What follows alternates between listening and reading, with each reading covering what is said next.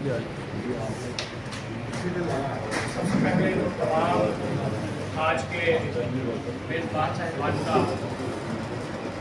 शुक्रगुज़ार भी कि आपने दावत दी और आपको मैं तहसीन पेश करता हूँ कि आपने इतना खूबसूरत टिकट अलीपुर चट्ठा के अमन के हवाले से किया।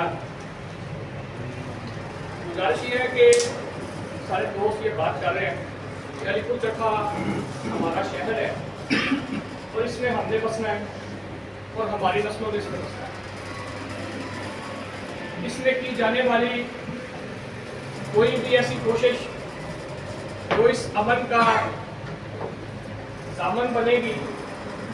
या कोई ऐसी हरकत या कोई ऐसी साजिश जो इसको अमन का खराब करेगी, वो चाहे वो एक शख्स करे या एक पार्टी करे, एक फिरका करे, उसका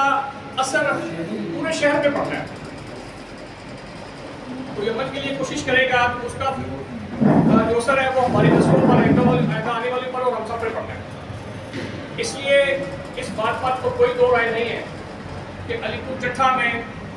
बल्कि हमारे पूरे मुल्क में हमेशा अमन रहना चाहिए और अमन के लिए हर फर्द को इनफरादी तौर पर जो हो सके अपने तय हर बंदे को उसमें अपना हिस्सा शामिल करना चाहिए। लेकिन एक तो गुजारिशात अलीपुर चट्ठा